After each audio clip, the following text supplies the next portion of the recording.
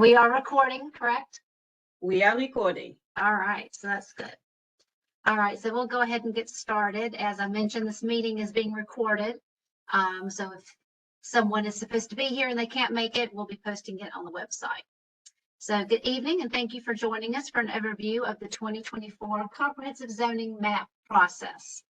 I would like to ask for you to save any questions you have until the end. We will take questions, but we'll do that when the presentation is over.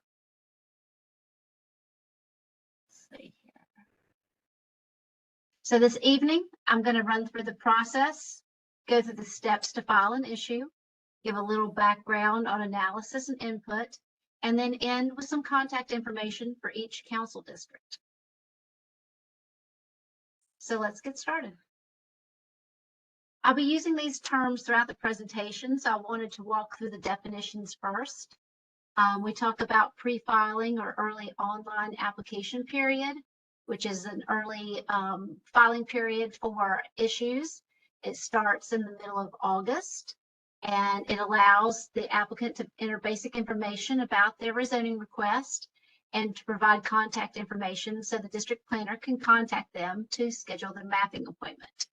Mapping appointment. A mapping appointment is required to file a rezoning request, or what we call an issue. During the mapping appointment, the district planner and one of our mapping or GIS staff will meet with the applicant to map their rezoning request, to get signatures on the maps, and to collect the payment of the fee. An issue is a rezoning request, also called raising an issue. The rezoning requests or issues are common terms used by the public and also by our staff. Often there will be a request to review an issue file, which is a folder containing all the materials, plans, letters that are collected for the issue. An issue number is probably the most significant thing that you need to know during the process, whether you've filed an issue or you're just following the process along.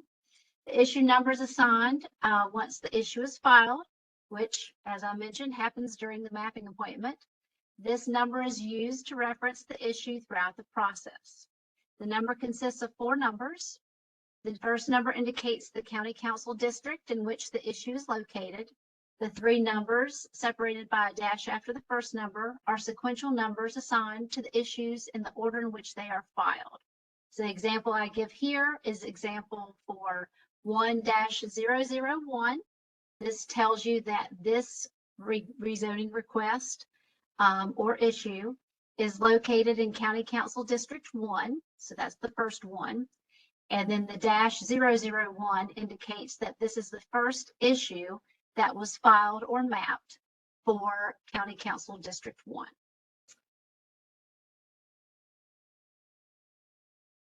We look at CZMP as a process with 4 phases. Phase 1 is the filing periods. The filing periods are the time when anyone can raise an issue.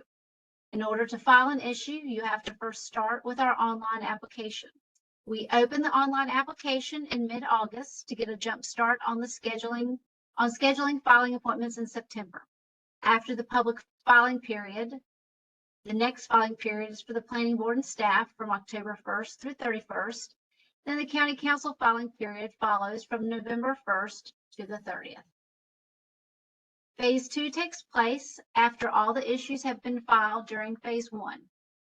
This is when our staff and other agency staff review issues that have been submitted in order to do analysis of the request and to provide comments that will eventually turn into the staff recommendation.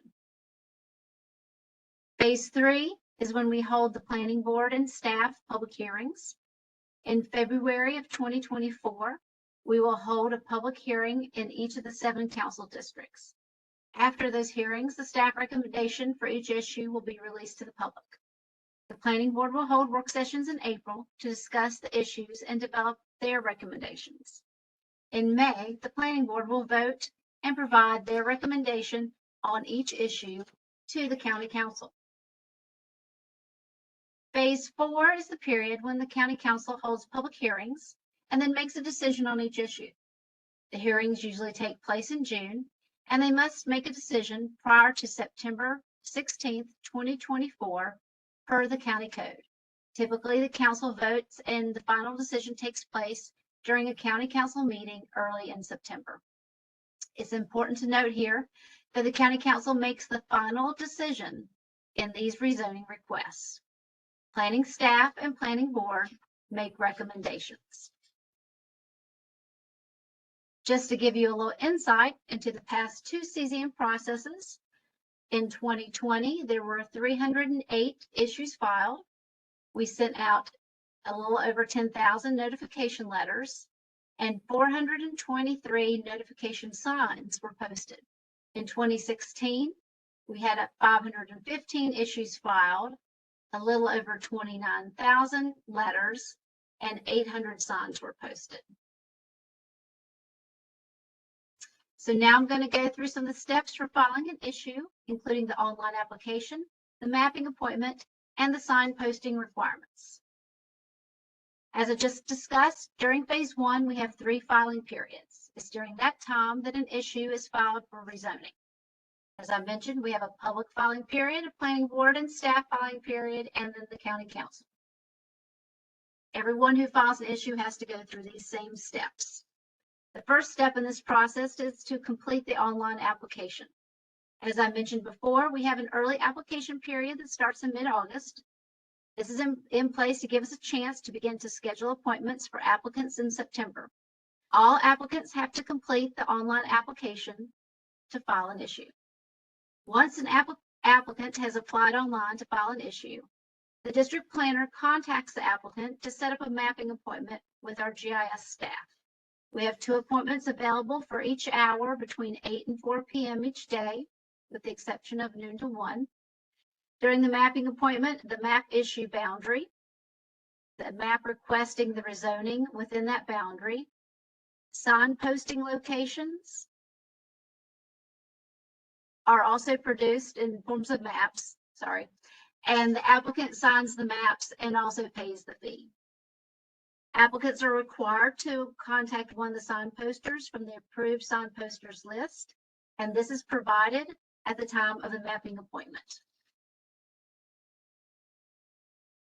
The law requires that the site be posted 15 days prior to the planning board public hearing for that council district. So if you are a public applicant filing during the public filing period, you are required to post signs. And so we provide this information as I described.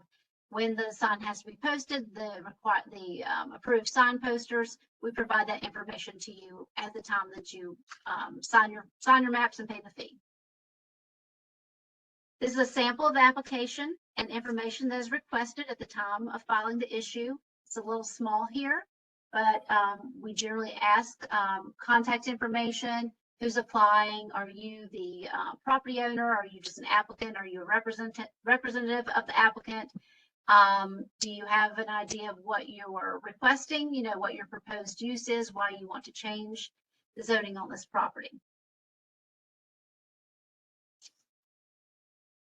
This is a sample of the additional maps that are created during a filing, a map showing the requested zoning, a map showing the existing zoning, and locations of postings for signs. We also create maps that also indicate notification. These are intended to notify the public in general about the CZMP issues. A notification map is created for each issue to identify impacted and adjacent property owners of an issue that's been filed. The letters are mailed to property owners listed in the SDAT, the Maryland Department of Assessments and Taxation database. Impacted letters go to owners of property located inside the issue boundary, and adjacent letters go to owners of property that touches that issue boundary line. Notification signs are required for all issues. It is required that 1 or more signs be posted by an approved sign poster prior to the planning board public hearing. As I said, we provide applicants with a list of the approved sign posters when they file their issues. After a sign is posted, the sign poster returns a certificate, like the one shown, to our office for the file. So we have a proof that it has been posted. Also, at the time the issue is filed, we provide a map showing where those signs should be placed. We try to identify locations that are highly visible to the public. So if it's a very large issue, it may have more than one sign posted. If it's kind of more of an average, smaller issue, an acre or so, then it would probably only have one sign, but we do try to post them along public right-of-ways. Other documents that are submitted at the time of filing include photos, plans, surveys, or other digital files such as CAD files. Often an applicant may have a plan for the site, and they would submit that to us. They may have photos, they may have support letters that they've already worked to gather from the neighbors, those types of things. Any of that information we collect and it's included in the issue file. The fees for the CZMP apply to publicly filed issues. These fees are the same fees that were used during the CZMP 2020. The early filing fee from September 1st through the 30th for individual applicants is $1,000. What we consider a late filing fee, October 1st through 15th, is $1,600. Community associations can also file issues with proof of their bylaws or their standing with the state as an association or a nonprofit. The early filing fee for the associations is $250, and the late filing fee is $350. Now I'm going to go through the issue analysis, the notification requirements, and the information we make available to the public during the process. During phase 2, which I mentioned earlier, which happens during December and January following those filing periods, our department staff and other agency staff meet to review the issues together. The agencies reviewing and commenting are the Department of Economic and Workforce Development, the Department of Housing and Community Development, Department of Permits, Approvals and Inspections, Department of Recreation and Parks, Department of Public Works and Transportation, Department of Environmental Protection and Sustainability. The Department of Planning provides a land use analysis of the request in addition to comments related to historic preservation and our department's role in development review. We also provide public information about the issues through online maps, applications, and reports, and commenting opportunities. The CZMP website is already up online. The URL is provided at the end of this presentation. Right now, you can visit the site to find out more about the process timeline. We have a very lengthy frequently asked questions page that will hopefully answer most questions. The fee schedule is also posted, as well as the sign posting procedures that I mentioned earlier. Once the process starts in mid-August, the application will also be posted here as well. This is a screenshot of the CZMP crowdsourcing app that we used during CZMP 2020. We use this to collect general input indicating support or opposition for an issue. This is just an example of a tool or a dashboard we can use to provide information to the public throughout the process. Once issues are filed, we provide information about each issue online, including a copy of the application, any plans or surveys submitted by the applicant, the justification for the rezoning request, and other things such as photos. You'll be able to access this information by clicking on the highlighted issue if you know where it is located on the map. If not, there's a search feature where you can search using that number. Once you click on the issue area, highlighted here in yellow, a small window will pop up. You can review the application by clicking on the zoning request link. You can review agency and staff comments as they become available, usually in March. The Department of Planning Analysis report will also be posted in the same location in March. This is an example of the zoning request report. Again, I know it's a little small here, but it displays information such as the applicant, the requested zoning, the justification, and then as they become available, as I said in March, the agency comments will be added to this report as well. The log of issues is a report we also generate that provides a very quick view for all issues that have been filed in all council districts in the county.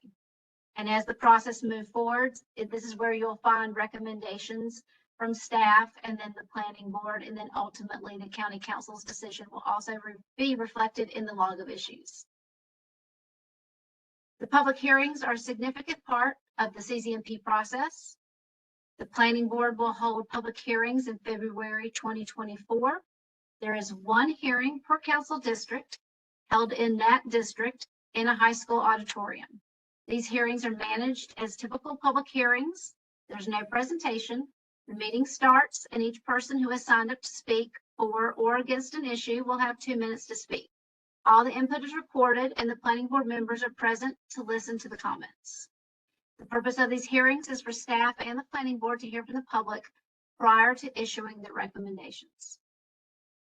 Following the public hearings, based on the staff analysis report, agency comments, and input from the county executive, the staff recommendation will be published in the log of issues after the planning board public hearings. After receiving the staff recommendation, the planning board will review and discuss at planning board work sessions in April. Then they'll finally make their recommendations by early May and transmit those recommendations to county council shortly thereafter. Much like the planning board public hearings, the county council also holds hearings, usually in June. There's one hearing per council district, and speakers are given 2 minutes to speak, just as they were at the planning board public hearings. Per section 32(3)(213), the county council must make their decision on CZMP rezoning requests prior to September 16th. Decisions are made for every issue at one council meeting held in September. Here is the general contact information for the process, the phone number, our CZMP email address, and the URL for the website.